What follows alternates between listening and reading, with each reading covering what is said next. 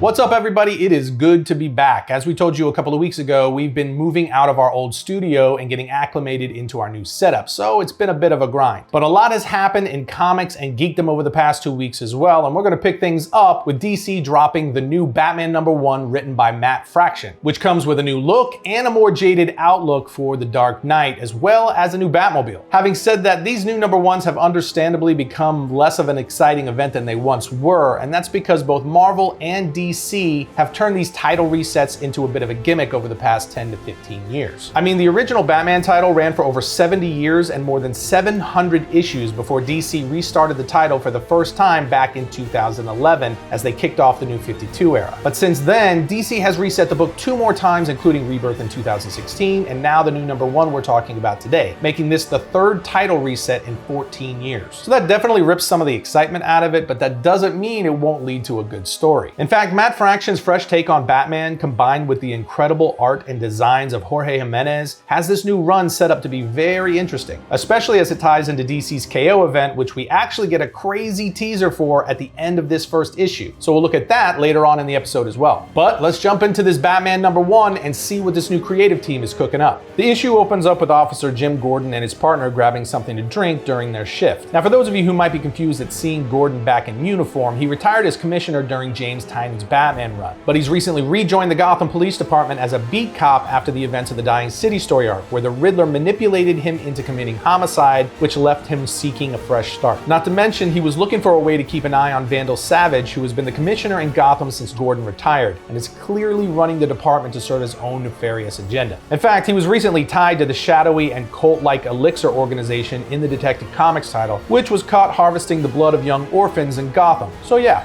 I think Jim has a good reason to stay close. Anyway, we see Officer Espinosa walking out of a bodega with water for herself and a coffee for Jim, as Gordon is looking up at the sky and starts to comment on the fact that they have heat, humidity, and thunder, but no rain. He also then asks her to call him Officer Gordon or Jim after she referred to him as Commissioner. She replies, "Old habit, sir," then asks how he can drink coffee in this heat. He answers, "Can't be a beat cop without coffee. It's part of the job." That and how there's never a dull. But before he can finish that sentence, he sees Killer Croc flying off of a rooftop and into a steak truck. Then as they stare at Killer Croc, who's now sitting in the road devouring a bunch of steaks, Jim looks over at Espinosa, who is clearly shaken up, and he says, "Easy, officer. We're gonna call this one in." But Officer Espinosa is pretty much frozen, so Jim continues to tell her, "Work as a cop in this town long enough and you'll learn, always call for backup." Then on the next page, we are taken to Arkham Towers on the Lower West Side as we get a full-page look at Batman in his brand new blue and gray Batsuit, including a new blue bat symbol across his chest. It's almost like a modernized and revised version of Jim Lee's Batsuit. It looks great. Anyway, he's standing at the hole Croc made in the side of a building where he jumped out, and he tells the attending doctor standing behind him that he's getting pretty tired of this. To which she replies, "We're as shocked as you, Batman. Waylon Jones self-reported for treatment and could have left any time he wished. This containment unit was built to withstand a bomb blast." But Batman just turns his head and says, "You're new here, Doctor. Killer Croc hasn't been Waylon Jones for a long time. I try to keep them separate in my mind. It's easier that way when they inevitably disappoint you." But the Doctor responds to Batman saying, "Waylon may be a supervillain to you, but he is a patient to me. Waylon Jones is changing." As Batman continues to investigate Waylon's room, the Doctor goes on to say, "He began ecdysis, shedding his skin, but it continued deeper." She then shows Batman a tablet of his current evolution while saying, "As though he were shedding everything, inside and out." But Batman just dismissively hands her back the tablet and says, "People never change. Not really." So again, Batman just got a real edge to him early in this story. It's also an interesting contrast between the jaded, experienced view of Batman and this inexperienced and kind of utopianistic thinking Doctor. Anyway, the Doctor goes on to say, "Tell that to Waylon. He's been exposed to unknown morphotoxins with unpredictable results. He's regressing. Gentle, almost childlike. But then," and Batman interrupts almost as if to finish her sentence by saying, "But then your mutating man-killing monster baby wanted to go out and play." The clearly empathetic Doctor then tells him, "He may be capable of great violence, but he's capable of great tenderness too, even wonder. Right now, he's afraid, and fear prevents us from having a say in how our minds respond to the chaos of trauma. But it requires trust, care, and time." But despite her optimistic outlook, Batman just replies, "Time is the one thing we're out of, Dr. Zeller. Have you already called the police? To which she replies, I may be new, Batman, but I'm not stupid. I called you first. He then tells her, when the police do come, stall. If they find Croc before I do, they'll shoot to kill. In the meantime, I'll do my best to find your patient and bring him back to you alive. As we cut to a splash page of downtown Gotham City with Batman gliding overhead. And as he flies above the city, he's also monitoring various news reports for anything on Killer Croc. I also want to say here that Jorge Jimenez is killing it with his art so far. It's just gorgeous visuals, the colors pop off the page. He was just a great pick for this title. But from here, we're taken to Old Town at Gotham City Police Headquarters as Commissioner Vandal Savage tells his officers, listen up, you men and women who call yourselves Gotham's finest. I'm bringing in a force multiplier to your street presence from the world of private security. Tactical urban combat officers. They execute high-intensity security operations like recapturing tonight's escapee. They are deputized and sanctioned to aid and abet you in bringing back law and order to our streets. At all costs and by any means necessary. Any means. You are all to radio in for backup in the event of any augmented criminal activities. You are not to engage, observe, and report only. They will be deployed to resolve matters immediately. But as you might imagine, this leaves the officers in the room pretty annoyed and confused. From here, we are taken back to Batman, who is in his fresh new Batmobile,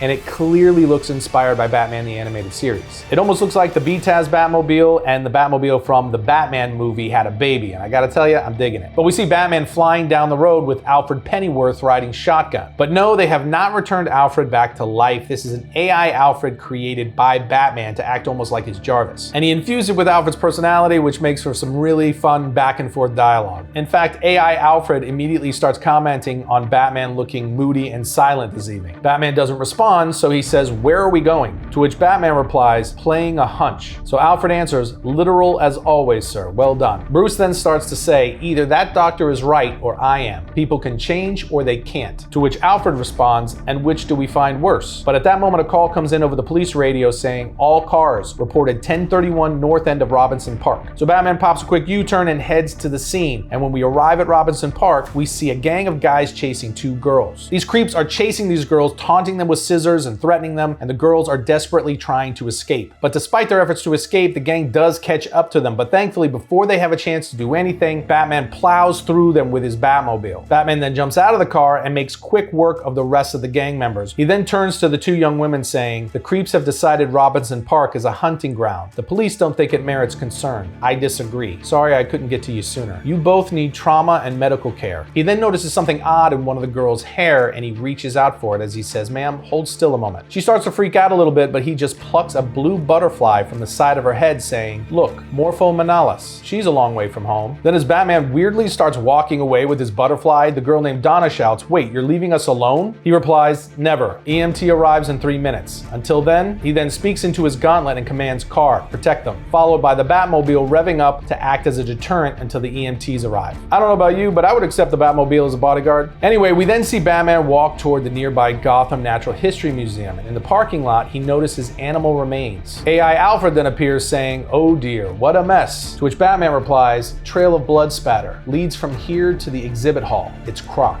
On the next page, we see Batman advance into the museum and he spots a security guard with a woman and a child. The guard is panicked as he's saying into his radio, I need backup, please. I have 2 civilians with me. And he's here. He's just sitting here and I don't know what to do. Followed by a panel where we see Killer Croc is just standing inside a dinosaur museum exhibit just staring at something. The security guard then continues to plead for help on his radio, but Batman sneaks up behind him and puts his hand over his mouth. He then whispers into the guard's ear, the gun is scaring the child and will only make Croc mad. Quickly, quietly, get the civilians out of here and contact Dr. Zeller at Arkham Towers. Do not call the police. The guard asks Batman, why? What are you gonna do? At which point we see Batman activate his electro-charged bat gauntlets and then he tells him, strike a little terror into his heart. At this point, Croc hears Batman and turns to face him holding a massive drumstick or something. Batman then tells him, come on Croc, let's get this over with. But something bizarre then happens as Croc starts to tear up and he effectively tells Batman that he is is not interested in a fight. He just says in almost caveman-like fashion, "You bad, so go." This triggers AI Alfred to pop up, and he asks Bruce, what if Dr. Zeller is correct? Some creatures do in fact change. What if some eternal cycle has begun within him again? And even if only for this moment, he becomes something like a child alone in a violent, terrible world he cannot understand, drowning in fear. If it is as you say and no one ever really changes, Master Bruce, then surely you know how that feels. These words cause Batman to deactivate his gauntlets and lower his fists. He then walks over to Killer Croc, who's staring at a gigantic T-Rex display in the museum. He then removes his cowl, and Bruce just sits next to him and says, "You know, Waylon, I used to have one of these in my house." To which Killer Croc says, "Big house." Bruce then nods and says, "Yeah, it was." The bizarrely calm Waylon then turns to Bruce while eating a drumstick and starts mumbling something about his head being new, which didn't make any sense to Bruce, but he just goes with it. Croc then continues to say, "Me head new, but bad now, lost. I ate the zoo." To which Bruce smirks and replies, "I know you did, buddy.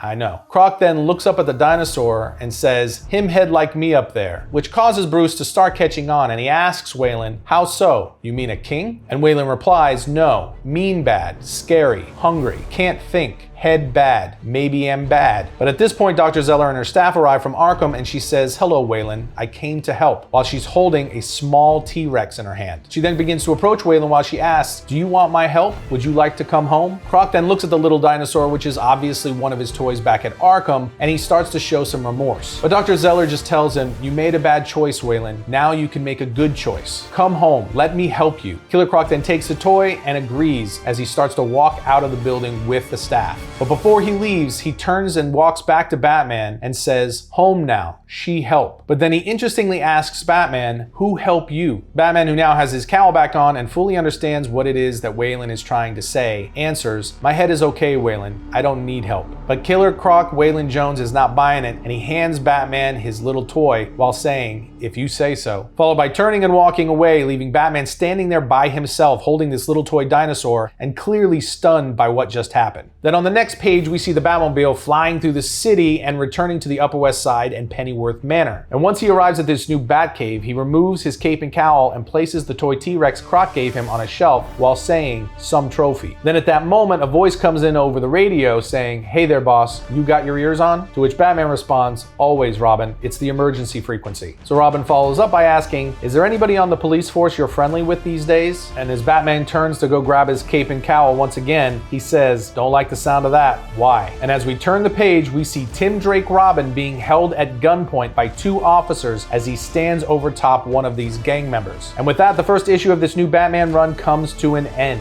But like I said, on the back end of this issue, we also get a 4-page KO #1 preview, so we're going to go over that in just a minute. But first, I will say that this Batman #1 was a fun issue, although it didn't quite have the kind of hook you would look for in a new #1 like this. Regardless, there are several things to definitely note and keep track of, specifically the more edgy and jaded aspects of Batman's behavior. So that's definitely going to be something worth keeping an eye on, as well as whatever it is Vandal Savage is up to. Now, as for the 4-page preview of KO #1, it opens with Superman stretching and wrapping his fist like a prize fighter. And we get narration that says, "Here in the dark, in the moments before it begins, he tells himself it's just another fight. A brawl like countless ones before. For this one, everyone even got to bring gear. Kal-El brought the knuckles." As we see Superman pound his two fists together and energy explodes out of them. The narration then continues, "He forged them in the fortress years ago after returning from the dead. Knuckles with miniature suns raging inside,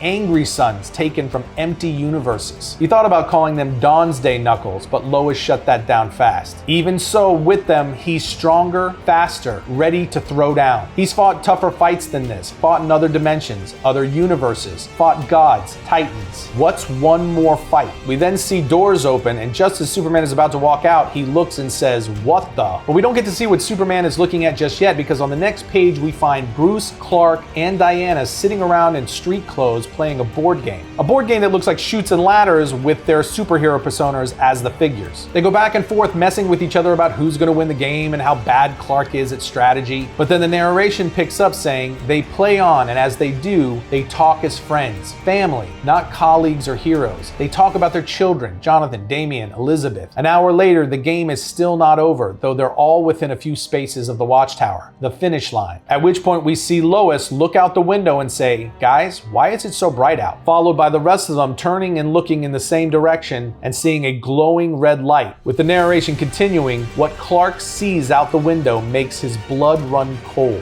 And then on the final page of this preview, we see it is Darkseid out the window that they are seeing. And he looks insane. He's the size of multiple skyscrapers and he is destroying the city with his Omega beams. This might be the craziest we've ever seen Darkseid look, and it is going to be very interesting to learn how he got to this point. Anyway, the narration goes on to tell us the hero's oldest and greatest foe, maybe the most familiar enemy they have. But this Darkseid has become something else, something more. He isn't just bigger, stronger, he's everything. A universe of power given form. Everywhere he looks, the city becomes his. No, Clark thinks, not his, it becomes him. Clark can see it happening. Every particle, every molecule, every atom is of Darkseid. And as they charge him, Clark tells himself they've done this before. They've fought him dozens of times and won. Then on the final panel, we see Superman and Wonder Woman flying towards Darkseid with Batman in the Batwing behind them, as narration concludes by saying,